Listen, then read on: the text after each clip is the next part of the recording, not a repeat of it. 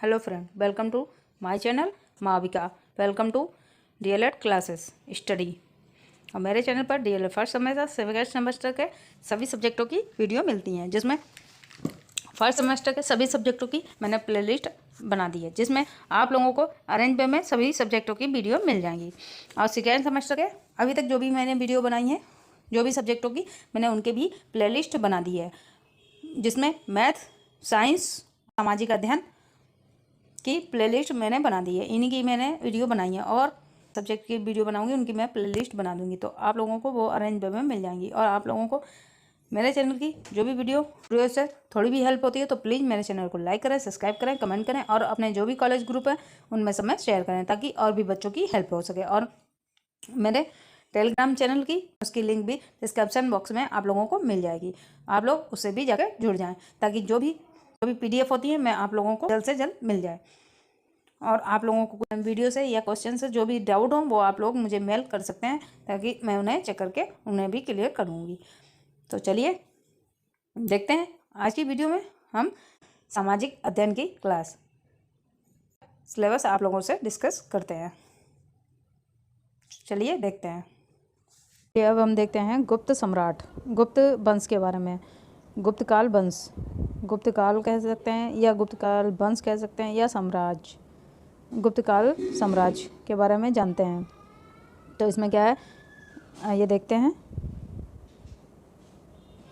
गुप्तकाल heading है गुप्त साम्राज्य। गुप्त साम्राज्य, गुप्तकाल का भारतीय इतिहास में एक महत्वपूर्ण स्थान है। इस काल से भारतीय इतिहास में एक नए युग का आरंभ हुआ था। राजनीतिक दृष्टिकोण से यह एक राजनीतिक एकता का पुनः स्थापना का काल था। मौर्य साम्राज्य के उपरांत भारत की राजनीतिक एकता समाप्त हो गई थी। इस लुप्तप्राय राजनीति एकता को पुनः स्थापित करने का श्रेय गुप्त सम्राटों को ही जाता है। गुप्त काल से हमें क्रमबद्ध इतिहास प्राप्त होने लगता है। जब इधर भारतीय इतिहास में गुप्त काल को स्वर्ण युग भी कहा जाता है। मौर्य सम्राट के पतन के बाद राजनीतिक इतिहास में इसका अंत होने लगा था। गुप्त शासकों ने फिर से इसकी स्थापना की। सम्राट अशोक थे तब तक तो मौर्य वंश का सही से चलता रहा, एकता राजनीतिकता सही चलती रही। लेकिन जब उसके बाद जो भी सम्राट हुए, जो भी वो राजा हुए, वो उनमें इतनी क्षमता नहीं थी कि वो सही से राज्य कर सकते। धीरे धीरे मौर्य वंश का पतन होने लगा तो भारत की एकता भी खंडित होने लगी। फिर से वही जो है आपस में वही छोटे छोटे राज्य आपस में ही लड़ने लगे, तो वहाँ की शांति और एकता भंग होने लगी थी। तब इसमें जो है गुप्त शासकों ने फिर से यहाँ पे राजनीतिक इतिहास में एकता को फिर से स्थापित किया। गुप्त साम्राज्य का प्रारंभ जो था वो श्रीगुप्त, उसके सबसे पहले सम्राट कौन थे? गुप्त वंश के सबसे पहले सम्राट थे श्रीगुप्त के बारे में जानते हैं। श्रीगुप्त जो थे 275 से 300 ईस्वी तक इन्होंने अपना राज्य किया। गुप्त अभिलेखों के अनुसार गुप्त वंश की स्थापना महाराज गुप्त द्वारा 275 ईस्वी में की गई थी। जो श्रीगुप्त थे उनका नाम था आदिराज महाराज गुप्त। ये काफ़ी दिनों से मैं कोशिश कर रही थी ऑनलाइन लेने की, तो मैंने कल कोशिश की ऑनलाइन क्लासेस लेने की, तो उसमें बहुत ही मैं सही से बोल नहीं पा रही थी, इसलिए क्योंकि पहली बार ऐसा था। तो इस वजह से प्लीज़ आप लोग मेरी तो मैं ऑफलाइन और ऑनलाइन दोनों ही, अगर जब भी मुझे मौका मिला करेगा तो मैं ऑनलाइन ही पढ़ाऊँगी। कोशिश करूँगी कि ऑनलाइन ज़्यादा से ज़्यादा करूं, और वरना जो है अगर ऑनलाइन में प्रॉब्लम होगी, कोई भी दिक्कत होगी अगर किसी चीज़ में, तो मैं ऑफलाइन भी वीडियो अपने चैनल पे डालती रहूँगी। तो आप लोगों को अगर मेरे चैनल की जो वीडियो है उनसे थोड़ी भी हेल्प होती है तो प्लीज़ मेरे चैनल को लाइक करें, सब्सक्राइब करें, कमेंट करें और आपके जो भी कॉलेज ग्रुप है उनमें शेयर करें, ताकि और भी बच्चों की हेल्प हो सके। तो चलिए डिस्कस कर रहे थे, इससे पहले गुप्त वंश के बारे में जान रहे थे। तो गुप्त वंश में हमने श्रीगुप्त के बारे में जान लिया था। अब हम उसके आगे आज देखते हैं हमने कहा था विदेशी। उसके आगे आज हम देखेंगे घटोत्कच और इनकी कुछ जो उपलब्धियां हैं श्रीगुप्त की, उनके बारे में हम जानेंगे। तो चलिए आइए देखते हैं।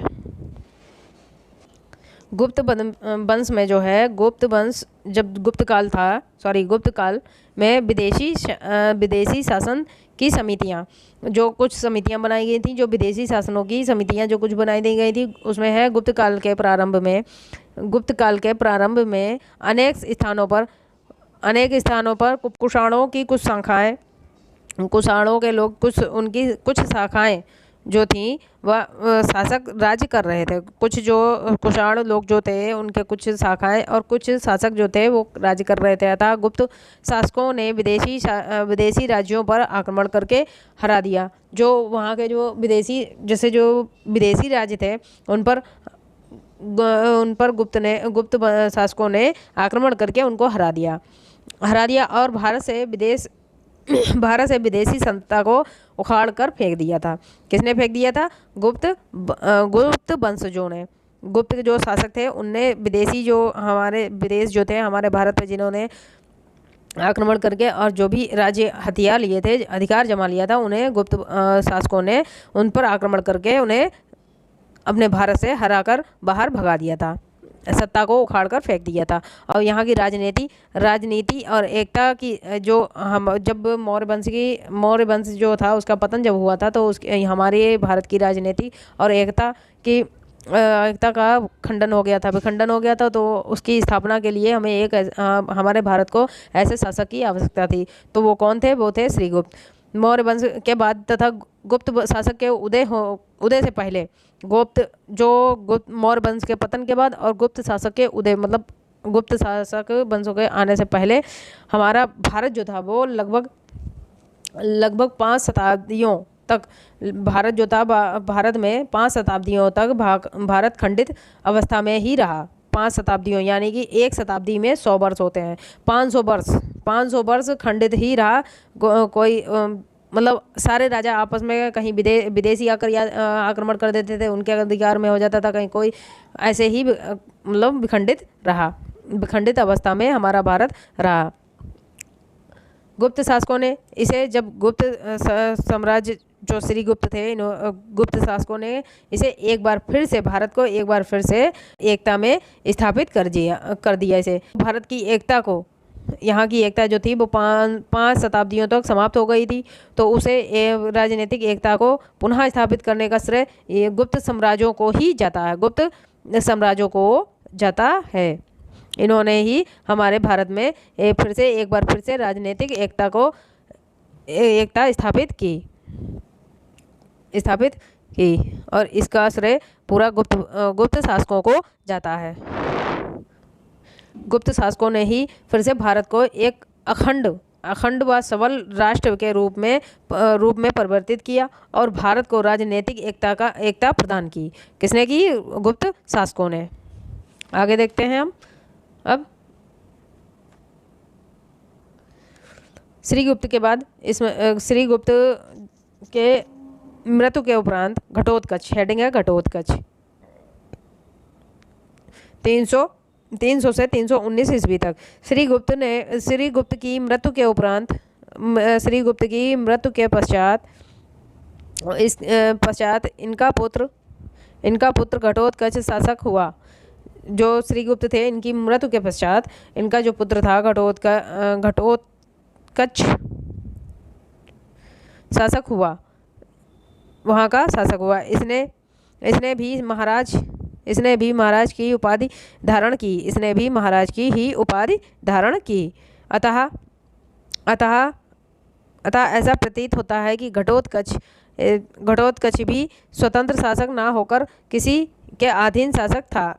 जो घटोत्कच था, श्रीगुप्त जो थे, उन्होंने गुप्त वंश की स्थापना की थी और गुप्त वंश की स्थापना की थी, लेकिन फिर भी वो स्वतंत्र शासक नहीं थे। और उनका जो पुत्र था, उनका पुत्र भी घटोत्कच था। जब उनकी मृत्यु के उपरांत वह गद्दी पर बैठा और वो भी महाराज की उपाधि से संबोधित किया गया, धारण की। तो घटोत्कच भी स्वतंत्र शासक नहीं था, वह भी किसी के अधीन था। फिर घटोत्कच के बाद थर्ड थे गुप्त वंश के शासक थर्ड थे गुप्त प्रथम, चंद्रगुप्त प्रथम, जिन्होंने 319 से 328 ईस्वी तक राज्य किया। कौन थे? चंद्रगुप्त प्रथम। घटोत्कच के पश्चात उनका जो पुत्र था चंद्रगुप्त प्रथम साम्राज्य का शासक बना। जो प्रथम चंद्रगुप्त प्रथम थे वे घटोत्कच के बाद वे शासक बने। और कुछ गुप्त अभिलेखों से ज्ञात होता है कि चंद्रगुप्त प्रथम का वंश का प्रथम महान शासक था।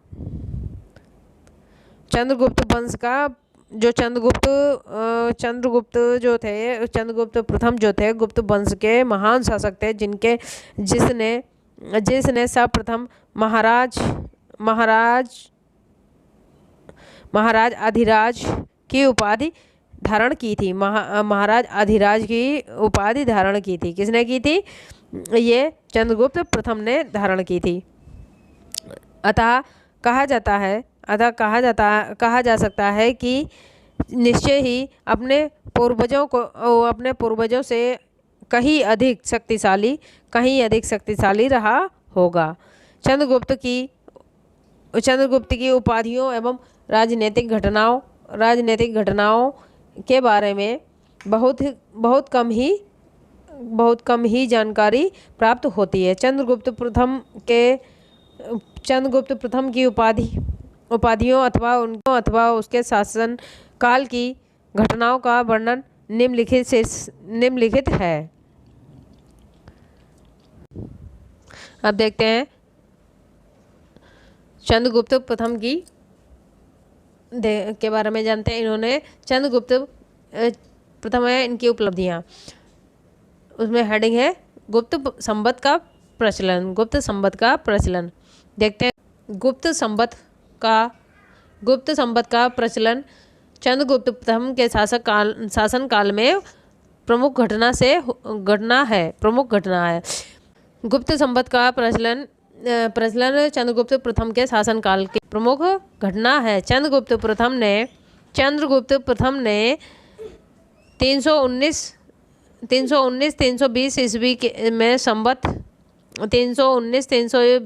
में संवत का प्रचलन किया।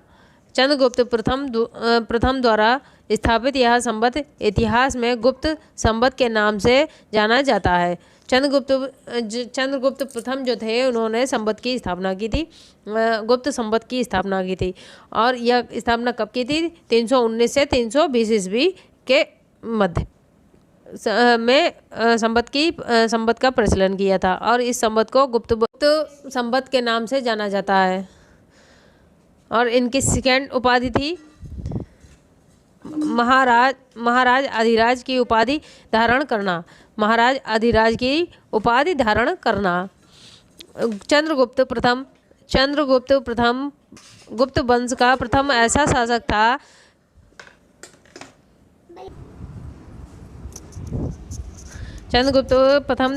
गुप्त वंश का प्रथम ऐसा शासक था जिसने अपने बाहुबल के आधार पर एक स्वतंत्र राज्य की स्थापना की और महाराज अधिराज की उपाधि धारण की। थर्ड है समुद्रगुप्त का उत्तराधिकारी के रूप में निर्वाचन। थर्ड है इनकी उपाधि उपलब्धि में से एक यह है, इन्होंने अपने वैसे तो गुप्त वंश में जो शासक सामान्यतः किसी शासक की मृत्यु के पश्चात ही उत्तराधिकारी शासक बनता था। लेकिन जो चंद्रगुप्त प्रथम थे उन्होंने अपने शासन काल में ही अपने पुत्र को अपना उत्तराधिकारी नियुक्त किया था।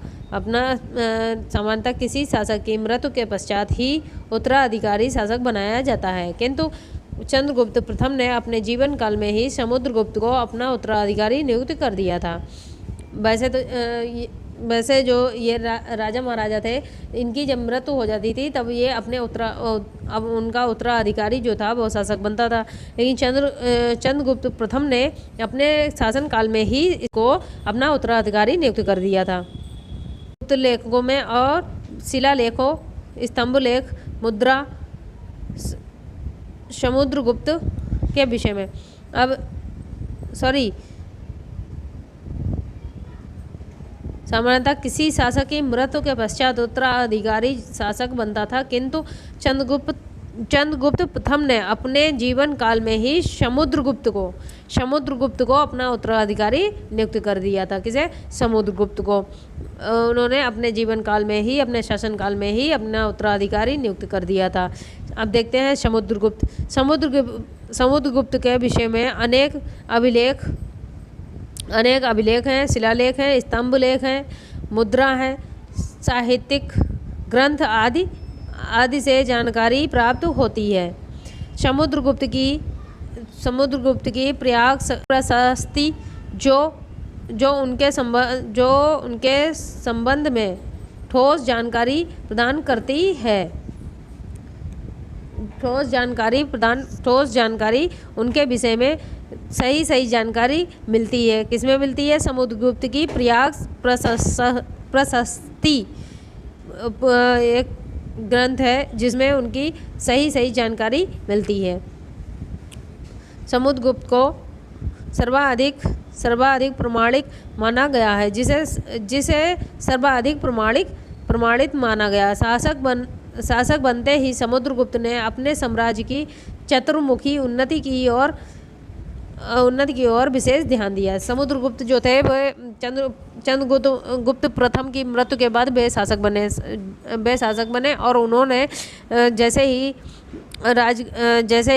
वे महाराज बने, उन्होंने अपने राज्य चतुर्मुखी मतलब चारों तरफ से उन्नति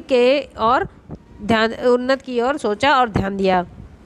उसने भारत को एक राजनीतिक सूत्रों में बांधने का हर संभव प्रयास किया। समुद्रगुप्त ने जो है चारों तरफ से भारत को एक राजनीतिक सूत्र में बांधने का संभव प्रयास किया। समुद्रगुप्त एक अत्यंत पराक्रमी योद्धा था और यह एक बहुत ही अत्यंत पराक्रमी योद्धा था। समुद्रगुप्त के पिता जो चंद्रगुप्त प्रथम थे, वे चंद्रगुप्त के प्रथम के समय गुप्त साम्राज्य केवल प्रयाग कौशल मंगल तक ही फैला था। जो चंद्रगुप्त थे उनके समय में जो गुप्त साम्राज्य था वह प्रयाग कौशल और मगध तक ही फैला था। समुद्रगुप्त ने अपने पराक्रम से छोटे राज्यों को विशाल साम्राज्य में बदल दिया। समुद्रगुप्त जो थे वो बहुत ही पराक्रमी योद्धा थे और उन्होंने अपने पराक्रम से अपने छोटे जो राज्य थे, विशाल जो राज्य थे, छोटे से राज्य को विशाल राज्य में बदल दिया था। किसने बदला था? समुद्रगुप्त ने। आगे देखते हैं समुद्रगुप्त की विजय। अब देखते हैं समुद्रगुप्त सिंहासन पर आसीन बैठते ही होने के पश्चात समुद्रगुप्त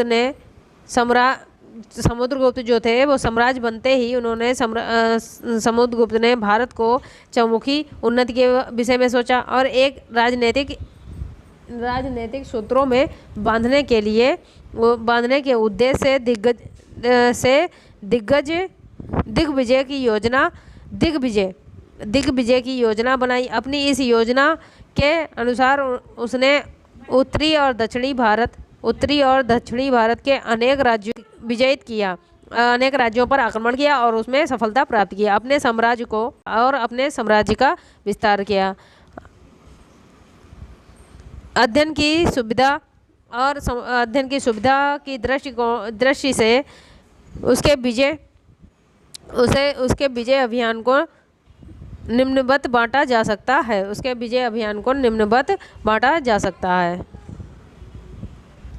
अब देखते हैं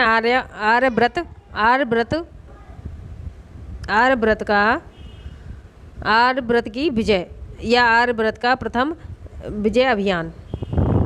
प्रयाग, यहाँ पे ये गलत है, विजय अभियान होगा।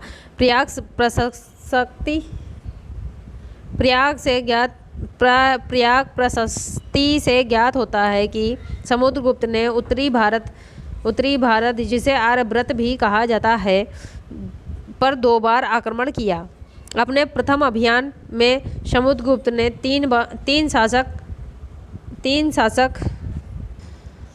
समुद्रगुप्त ने प्रयाग प्रशस्ति से ज्ञात होता है कि समुद्रगुप्त ने उत्तरी भारत या प्रयाग जिसे आर्यव्रत भी कहा जाता है 2 बार आक्रमण किया, उस पर 2 बार आक्रमण किया। और अपने प्रथम अभियान में ही समुद्रगुप्त ने 3 शासक और दूसरे अभियान में 6 शासकों, कुल मिलाकर 9 शासकों पर विजय किया, 9 राजाओं को पराजित किया।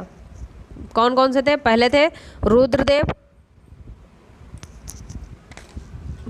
प्रथम थे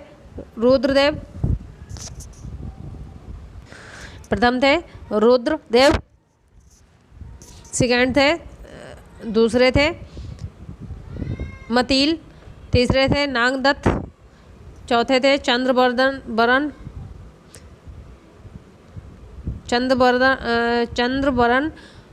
5 थे नागसेन, 5वें थे राजा जो जिन्हें पराजित किया था समुद्रगुप्त ने, वे थे नागसेन। 6ठे थे अच्युत्य, 7वें थे निंदन,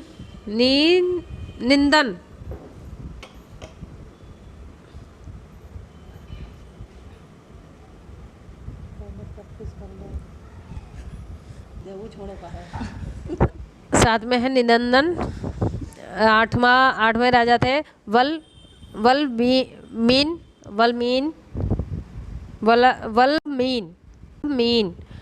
9वें राजा थे गणपति नाग। ये जो 9 राजा थे जिन्हें समुद्रगुप्त ने पराजित किया था उत्तर में, जिसे आर्यव्रत कहा जाता है, वहाँ के ये राजा थे, वहाँ उन्होंने पराजित किया था। अब देखते हैं फिर नागसेन तथा कोट कुंजक वंश के राजा को पराजित किया था। फिर समुद्रगुप्त ने 8 राज्यों की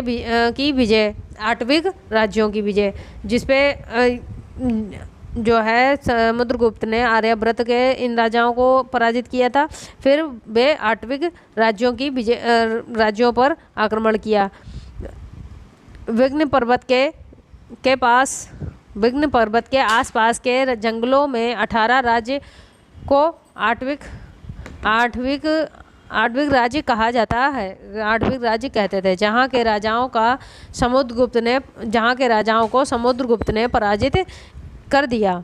ये राज्य मिर्ज़ापुर से जबलपुर तक फैले थे। ये राज्य जो हैं मिर्ज़ापुर से जबलपुर तक फैले थे, जिनको समुद्रगुप्त ने पराजित किया था। वे 18 राज्य थे, इसीलिए उसे 8विक राज्य कहे जाते थे। अब देखते हैं समुद्रगुप्त की दक्षिण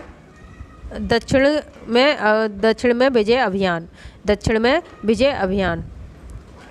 दक्षिणापथ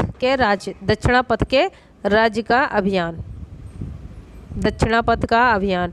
उत्तरी भारत में अपनी स्थिति मजबूत करने के पश्चात